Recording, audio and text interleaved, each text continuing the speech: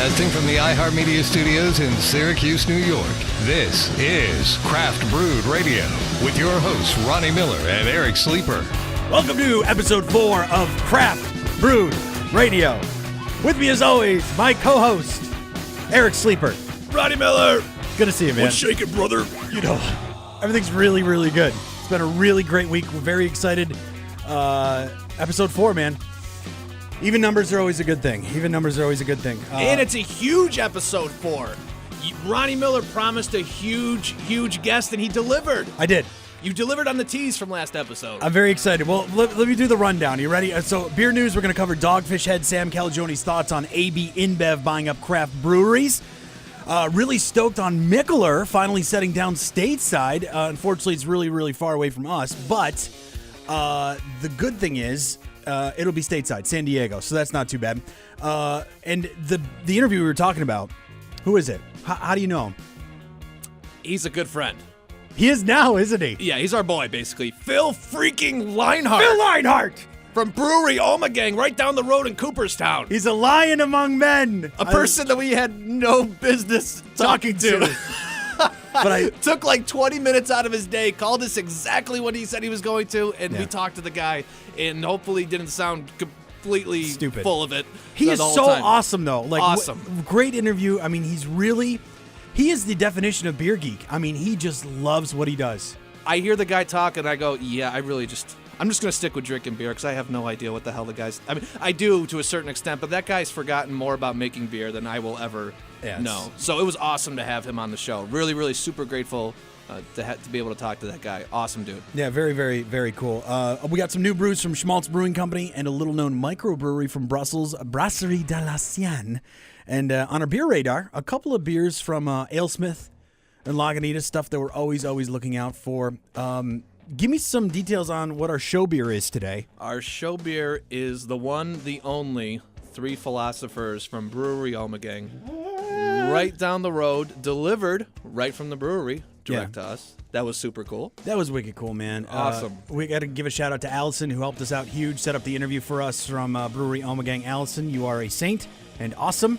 And thanks for the beer. Absolutely. And the glassware. Oh, the glassware, yeah. Cheers. Yeah, 3 Philosophers glasses with 3 fills in it.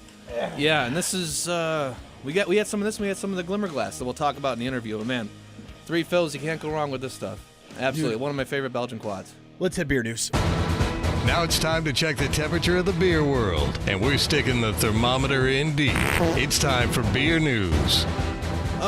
In beer news, one of the stories that's making the rounds is Sam Caligione, the founder of Dogfish, did an interview with Men's Journal about the A-B InBev buying up a craft breweries and all that kind of stuff. He had some interesting comments about the whole deal, and this is basically what I was saying right after this whole Super Bowl ad had aired and all this kind of stuff. One thing that we could rest assured, Dogfish is not getting bought out by InBev anytime soon. At any time ever. Soon. Yeah, Sam had a lot of the same concerns that I had in regards to selling out. He's not necessarily going to blame someone for selling out, but he expressed a lot of his concerns for someone getting bought out and then pushing other folks off the shelf. So that's tough. A-B InBev comes in and buys, say, Elysian. It pushes somebody else off the shelf. So I had a couple of quotes here about what he said about the ad. I thought it was pretty cool. I'll just quote him right out of the interview. In regards to the craft Super Bowl commercial, the InBev commercial, he says, "It was great for craft beer. It shows how confused and conflicted the world's biggest brewery is about how to engage an American populace whose beer tastes are changing. True. The more they spite us for trying beer outside the light lager juggernaut, the more we're going to stand for something very separate than what they're talking about. Then they buy out the companies making the beers they're making fun of. The hypocrisy is very apparent." I love Sam. We love Sam. I have so much respect for Sam, and this is basically exactly what I thought he was thinking in regards to this whole thing. And so, yeah, it was pretty comical. He's the evangelist of East Coast for sure, man. Absolutely. And always glad to hear him talk for sure. So love hearing Sam Caligione kind of stand up for craft beer in the craft beer community and never selling out to the man. Never. Sam, I hope he really never does. He won't, though. He won't. Never. He won't. So anyways, the next thing we kind of teased a little bit ago was Mikkeller. Oh, yeah, man. This is very, very cool. I've been a big fan of Mikkeller for probably a few months now. But you see the stuff in the bottle shops and great artwork, just different from Denmark. He's a gypsy. He's a gypsy brewer, just like his brother, and he's the brother of Evil Twin brewer Jeppe. I didn't know that. Yeah, they're identical twins, Mikkel and Jeppe. Jeppe. And again, it's Denmark. It's really hard to say their names. Yeah, but it's Mikkel Borg Bjorso, yeah. So anyways, the guy's been a gypsy brewer for a while now, and he was able to partner with Alesmith and have an agreement for a creative partnership where he would be able to occupy Alesmith's 20,000 square foot facility to produce it's like his own beer. Their old one, and they're moving into a new one. Yes, exactly. So, see, now relationships like this are amazing. They actually did Alesmith and Mikkeller did a collaboration recently. It was basically Speedway Stout with Kope Luwak coffee beans in it. Yeah, but that didn't suck. No, I'm sure that was awesome. But the Kope Luwak was the cat that poops out the coffee beans, and people pick out that's what they do. Okay. They use the coffee beans that the cat poops out. Wow. But I'm sure it didn't suck. I bet it didn't. But anyways, this is cool, and we don't know for sure as to how this is going to affect his distribution, what type of beers he's going to be making. A lot of that will be coming out as they get set up, and this is supposed to be finalized by June of this year, I believe. So we'll see what it has in store. But it's kind of a cool thing, a gypsy brewer finding a place to kind of settle down a little bit, and hang his hat. Absolutely, and kind of crank it out. Well, okay, so we had a phone conversation late last week with the brilliant Phil Leinhart. Phil freaking Leinhart, brewmaster at Brewery Ommegang. And that's only a couple hours away from Syracuse down in Cooperstown, New York, where the Baseball Hall of Fame is. Now, we really got to know him well. We asked him how he got his start, talked a little bit about his upcoming seasonal releases. We also hit up the Game of Thrones. I mean, that's a lot of people know Ommegang through Game of Thrones, so that's really cool, and kind of what's coming up through that. Of course, we kind of got schooled in the art of hops by Phil Leinhart. This man is a hop. I guess he's more like an ingredient genius. He knows how everything's gonna taste. He kind of already preconceives, exactly knows how something is gonna taste, and he's just a well-balanced guy. Yep. See what I did there? Well-balanced guy. He's a super well-balanced guy. And we have to preface this a little bit by saying Phil might have thought we were home brewers, which we are not. Sorry, Phil. We have a general understanding of ingredients and that kind of stuff. We can read, but outside of that, a lot of the actual process and all the different steps that go into making a beer, really, frankly, they sail about 30,000 miles over our head, but we try. Yeah, I gotta color by numbers here on this one. Yeah, sorry, but it was still awesome to talk to Phil. Here's Phil. Well, right now on the phone we have Brewmaster from Brewery Ommegang, Mr. Phil Leinhart. Congratulations on being awesome, and how you doing, Phil? Pretty good. I just got back from Kansas City, a whirlwind trip out there. Just tying up some loose ends here, but doing well. That's awesome. Well, we tell me a little bit about, a lot of people know who you are, obviously, because you've been with Ommegang for quite a while, but how did you get to where you are today? Tell me about that. Well, I started in the brewing industry 1986 with fresh out of college. I worked for Manhattan Brewing Company down in New York, one of the first brew pubs in the country. Worked there for about a year and a half, went with one of the owners and started the Commonwealth Brewery in Boston, Mass.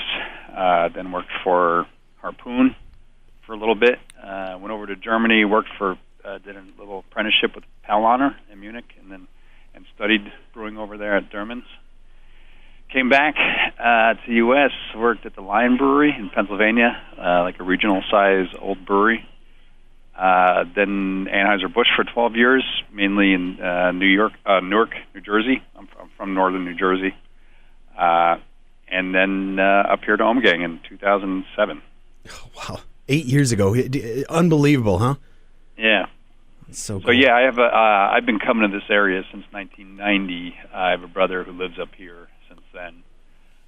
So I met Don and Wendy, the original founders of Ommegang, as well as the original brewmaster Bert DeWitt, and then Randy Thiel. who's now at New Glarus Brewing in Wisconsin, and just always maintained contact. And I thought I'd finished my career at A-B, but when Duvel was an original partner in Ommegang, a lot of people don't know that, but they were in Ommegang from the very beginning. And 2003, they bought out the original founder, as well as there were a couple other Belgian partners, and that's when it became possible for me to leave a company like A-B, a very steady job, and come up here. So that's how it happened. Just awesome, Phil. Just awesome. Yeah. Well, yeah, Phil, we are actually sipping on the new March release, the Glimmerglass, the Saison, and it is very, very, very, very tasty. I got to tell you. Yeah. Tell us a little bit about that beer, the process. It's something that's been out for, I know more, at least than more than 1 year. It's been around for a while. This is our second year of doing this beer. Kind of a light Saison, light fruity, appropriate for, we felt like, a spring release. And this beer is unique in the sense that it's not our house yeast strain. It's a different yeast strain that we got through our yeast house. It is characterized as like a Saison yeast. So originally came from probably from a brewery in Belgium. Just give me a second here. So when I first came here, a lot of the beers are always fermented with our house strain, and right. It's always exciting for me to use a different strain because you can get a lot of diversity and variety and flavor by using different yeast strains. I mean, you can vary your malts and grains and your hop varieties and all that kind of stuff. But by using a different yeast strain, you can really get a differentiation of flavor. That's so cool, and it was so great. You're talking about a spring release. Unfortunately, I don't know about down in Cooperstown. We're buried up here in Syracuse, about 3 or 4 feet of snow, and I'm sure it's chilly down in Cooperstown as well. It is. It's a little chilly. We got some snow, but I enjoy that. As you probably have figured out, if you live up here, you've got to embrace winter. So true. Well, it's nice having a spring seasonal like Glimmerglass for sure. But I want to move on to your Game of Thrones relationship. Tell me about how that awesomeness got started. Yeah, well, they contacted us. HBO has an office in Times Square, and my understanding of how it all happened was a couple of the producers of the show would visit. There's a bar down there called BXL, which is a Belgian-centric bar, Belgian food and Belgian beer that carry a lot of our portfolio, both Ommegang beers and Duvel and the imports. And they just really enjoyed our beers, and I guess it just hit them one day, the Game of Thrones show and the imagery is kind of like medieval, even though it's a fantasy, it's like medieval setting, and then our imagery with the griffin and all that would just be a great kind of pairing. And so they approached us. It took some negotiations to go through everything, but that's how it all happened. That's unbelievable. Now, we're very excited about the new release of the Game of Thrones beer, and it's been great because everyone that seems to come out just keeps getting better and better, but different in a good way. That type of thing? Yeah, and it's been interesting in the sense that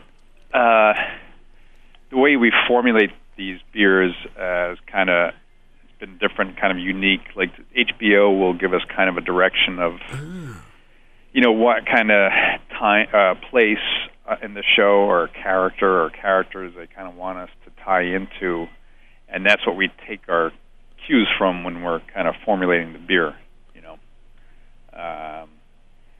Choosing the different grains, hop varieties, bitterness level, alcohol level, all that kind of stuff. That's really it's a unique way of formulating beer.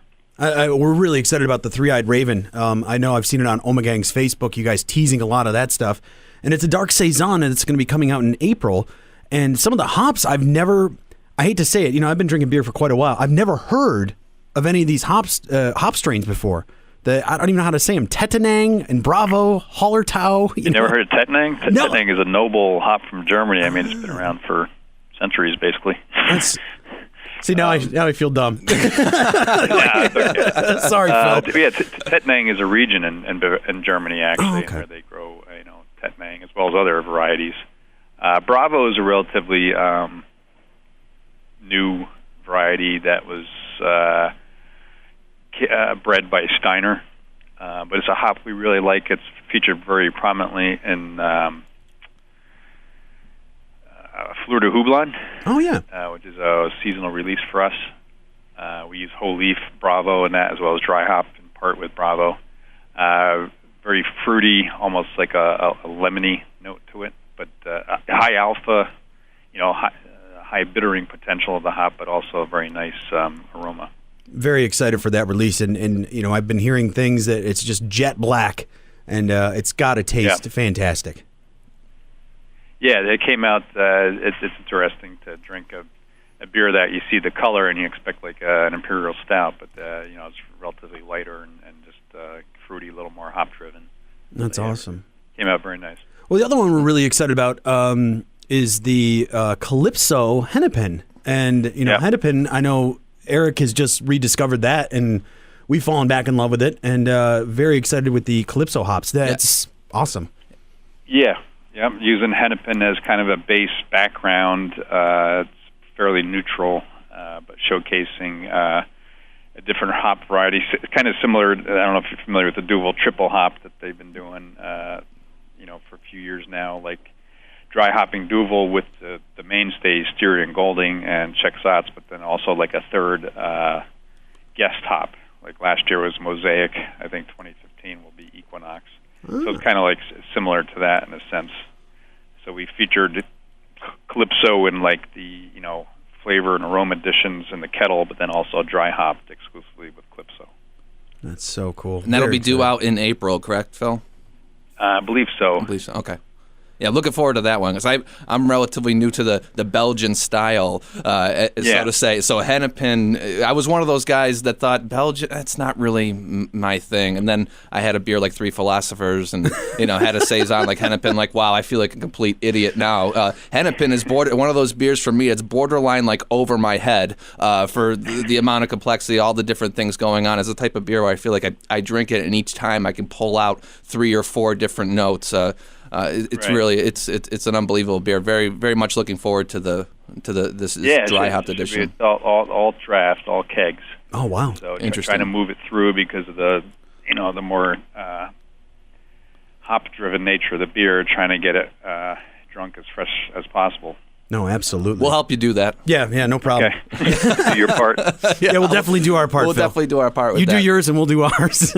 Yeah. Well, the other thing, you're just in the beginning of the interview, you were talking about how you just got back from Kansas City.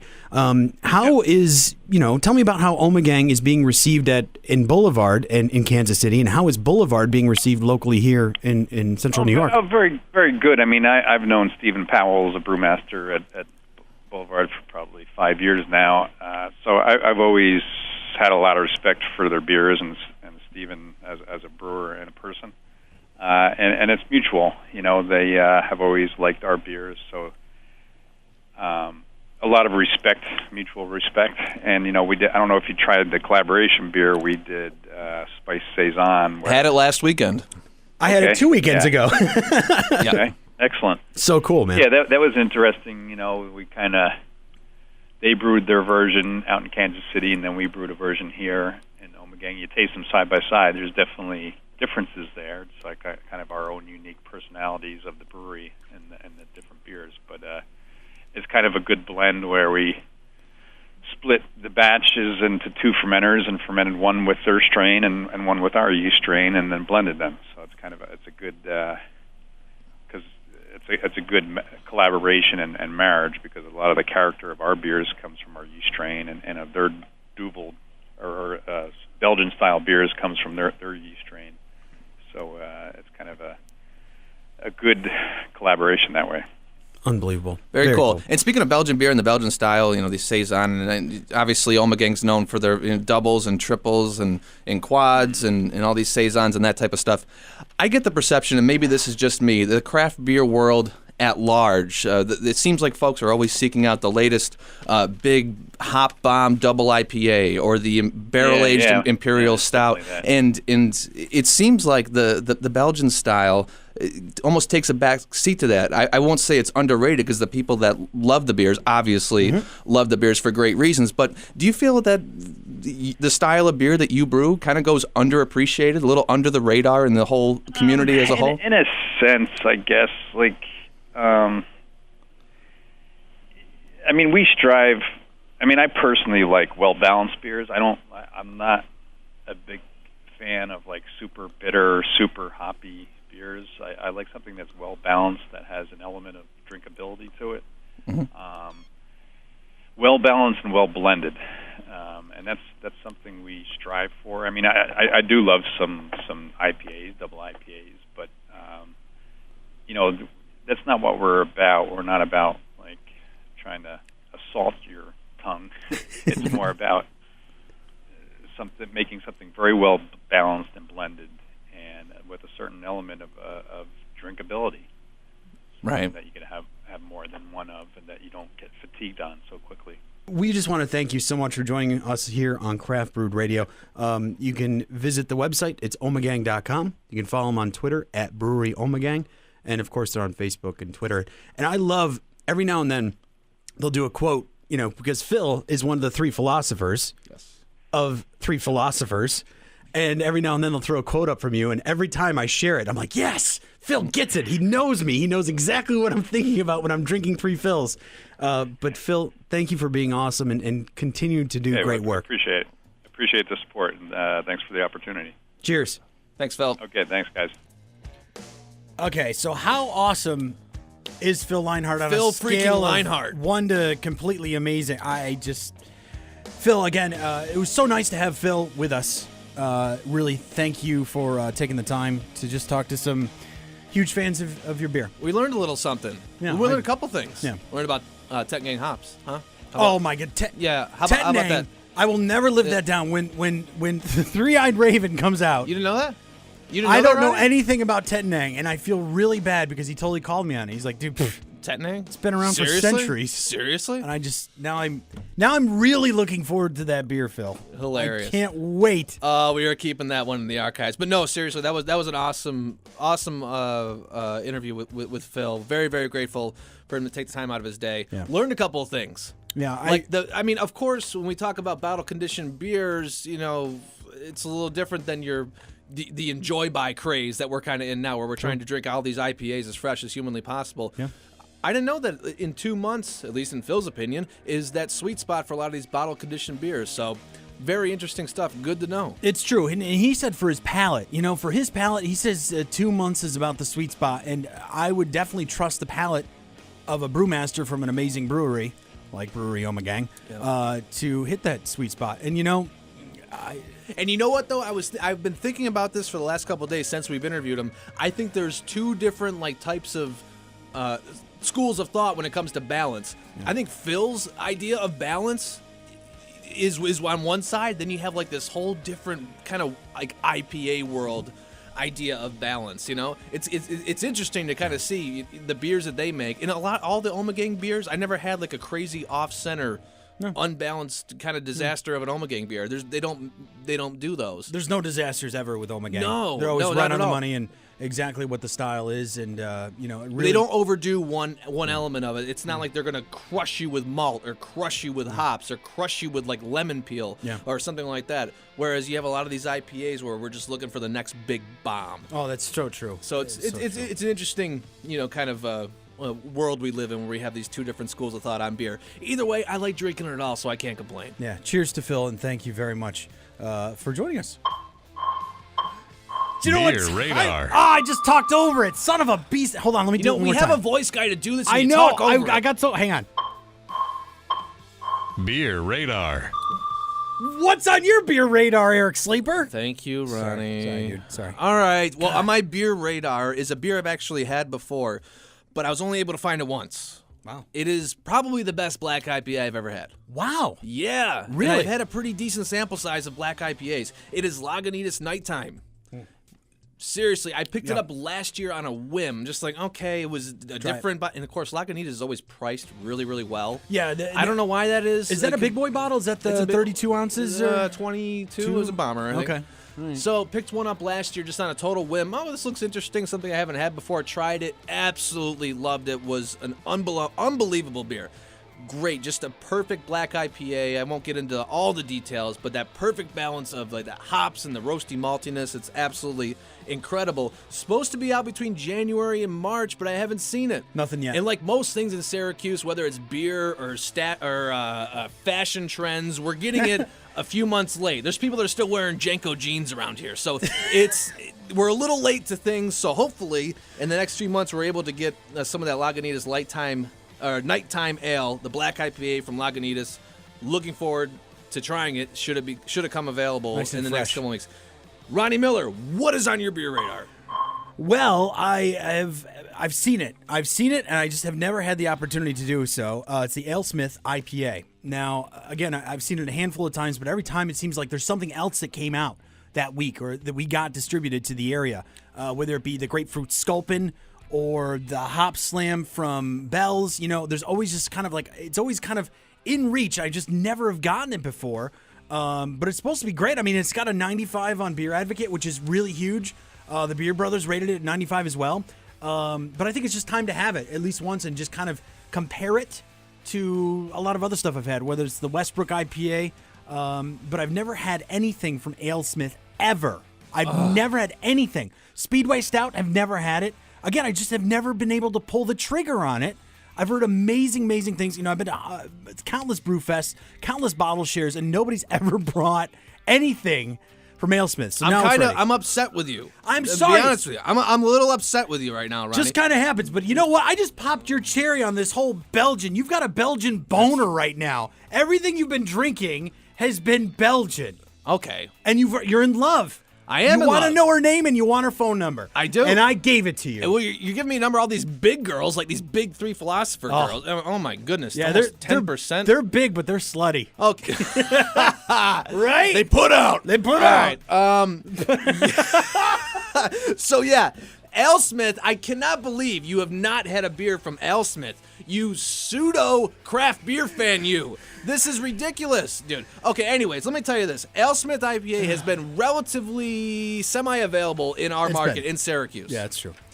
The problem is now they keep it on the shelves for like 7 years. The Alesmith IPA. You can get Alesmith IPA right now in Syracuse. I know. The problem is it was bottled during the Carter administration, which is not a good thing. You want to drink that a little fresher. But no, next time I will make sure when I see Alesmith IPA.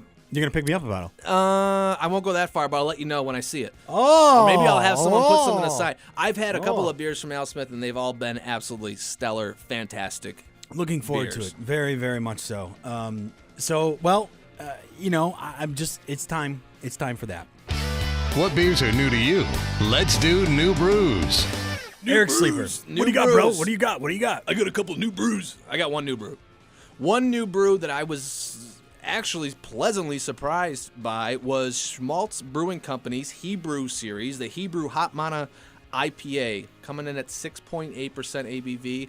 I picked this up as a single from our local bottle shop saying, well, Hebrew beer, kind of, in my head I was saying Jew brew. I was like, that's kind of funny to me, and I did check with someone. I can say Jew brew because it's under the, the it's kosher. Permissible.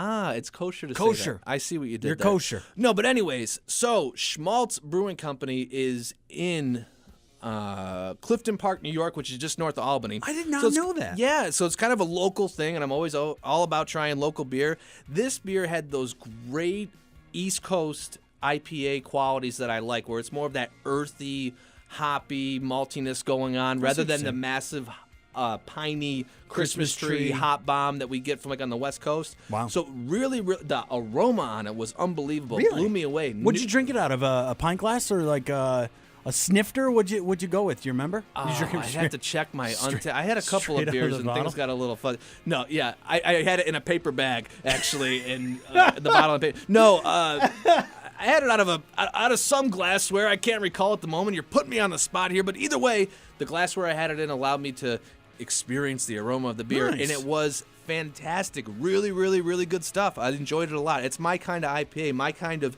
East Coast IPA. You So- definitely buy it again then. Oh, I would. Yeah, you're in the- absolutely. that's Tell good. me your new brew, Ronnie Miller. Well, my brother went to Rochester, New York, and he was at this awesome place called it's called Beers of the World, and basically it's just like a grocery store bottle shop. Like, think of that. And they actually did separate by country and then in the United States by state. So I'm always looking for, Maine Beer Company stuff. I'm always looking for different stuff from Trogs. I'm always looking for different stuff from even Ommegang had some great stuff there. Fleur de Houblon, which was a little aged, so that's not too bad, but it was just really interesting. He picked up this great microbrew from a microbrewery in Brussels called Zwarta Piet by Brasserie de la Senne. Belgian strong dark ale. And it was kind of funny because, it's a microbrewery in Brussels. Now, what I love about the world of beers, Beers of the World, is that you never know what you're going to get inside there. And I guess that kind of is the same for even your local bottle shop. It's like a box of chocolates. You never know. I mean, we know delivery days now at our local bottle shops. That's because we're pathetic and have no lives outside of beer and family. Tuesdays and Fridays, we know that our bottle shop's going to get some cool stuff in. Thank you, Party Source. But, it's kind of funny. America has been tapping into the European market for so long with, American IPA, stuff like that, why not? Why not a European microbrew kind of come over and make a mark for itself? And I think that it is a small brewery. I mean, we're not talking 60,000 barrels a year or anything. We're probably talking more like 10. But it was really cool. It was very something special. Really heavy cherry tobacco notes. Kind of cherry cordial at the back end, followed by some lightly toasted malts. Just really, really well balanced, super easy to drink, and I was that impressed. I was like, "Here's a 20. Make sure when you go back to Rochester, buy me 4 or 5 of them because it was that good." And for you to say that, it must have been damn good. It was really good. And now I got to look into the history of the Zwarta Piet, but I'm sure that it's an interesting story, nonetheless. So you just never know. You didn't tell me that aspect of it. You said there's an interesting you story tried it. somewhere. Well, you were going to give someone money and say, "Get me some of this beer next time you see it." Folks, if you don't know, Ronnie Miller, I won't say you're cheap because that you're not, but you're not going to throw $1 away at the same time. You're going to make sure things are going to be well spent. You're the type of person, if you have a bad beer, you kind of regret the purchase of that Always. bad beer, and the dollar amount hits you. Yeah, along and- with the calories and a lot of other things that calories, you're just yeah. like, God damn it. So yeah, for you to say that, I was unaware of such an endorsement, and so now if I see this, I'm gonna have to. But actually, you know great. what? When you get some, you can hook me up, and I I'll will. trade you an Alesmith IPA for it. Fantastic. That's a done deal. Eric Sleeper, always a pleasure hanging with you, man. You're a dear friend, and I'm so glad we're in episode 4. Episode 5 is next week. Looking forward to that. I can't promise anything because I don't have anything. I mean, I got a few pokers in the fire, but nothing's kind of come back yet as far as interviews are concerned. Everybody's super busy, and I think it has a lot to do with the season. Either A, they're buried under 5 feet of snow, or B, they're getting ready for their spring releases, and everybody's super uber busy. But, thank you again for listening. Make sure you subscribe to us on Spreaker. If you're listening just to the audio portion, we're also on YouTube, youtube.com/craftbrewed radio. Comment, like, dislike. Don't Don't dislike, man. Well, don't do that, but let us know what you like. Let us know what you want to hear. Let us know who you want us to talk to because we can try to hook stuff up. Another great week in the books, Mr. Eric Sleeper. Good luck, everyone out there who's listening for your beer hunting. May the whales find you, and may you find the whales. Is that blowing your mind right now? Is that going to blow your mind for the rest of the week? Is that what's going to happen? May you find the whales. May the whales find you. I don't have any other... Hang on. You're hanging with Ronnie and Eric on Craft Brewed Radio. Check out what the guys are sipping on this week. Follow them on Twitter @Brewed Radio and on Facebook at facebook.com/craftbrewed radio. Thank you again for joining us. Have a great week. We'll see you back here next Monday. You're listening to Craft Brewed Radio, an iHeart radio station.